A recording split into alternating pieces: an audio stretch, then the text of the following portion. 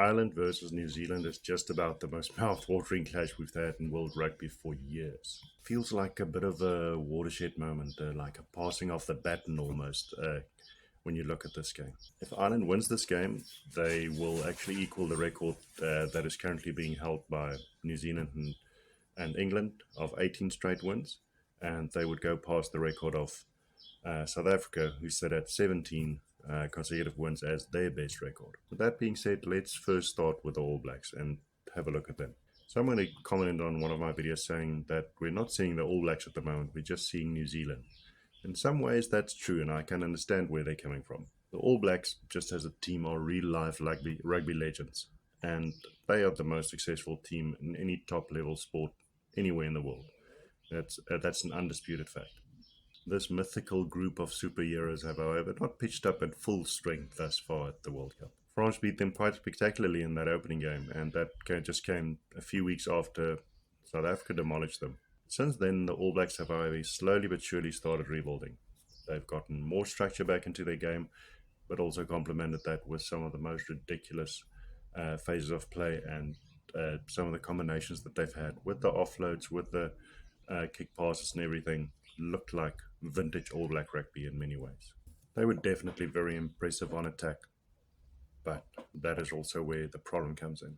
Overall, they were mostly only impressive on attack.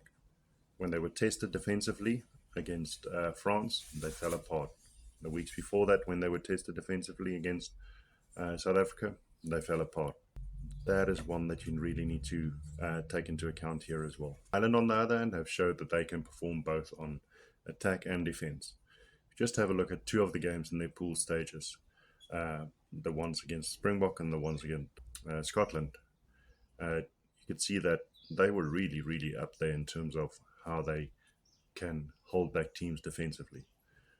Scotland put up more meters, they had the territory, they had the possession, everything, but they still lost by 22 points. So there's something to their defense and how they actually turn their opportunities into scoring chances. The Springboks also threw everything at the Irish team. The Irish team stayed calm and collected throughout, and they turned that into a victory.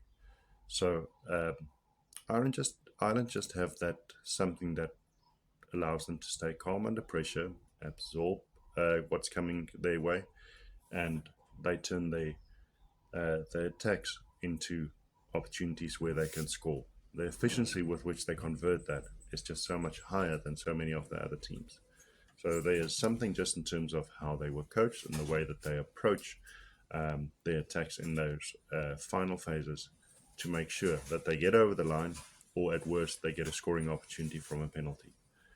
That is something that they've been far more effective at than any of the other teams. Their conversions from line-out drives close to the line has been the best out of all of the teams for quite some time. So yeah, they just have a more complete package in terms of what they offer on the day.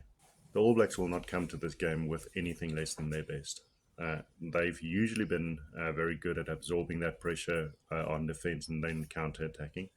They just haven't showed that in recent times. So if they can fix that, they're going to be up there in terms of competition for this Irish side. The Irish side, they're just too calm and collected, and by far the best technical team in this tournament. If they can keep that concentration up for the 80 minutes, I don't see the All Blacks coming close here. I believe this is just going to go one way, and that is the win for Ireland.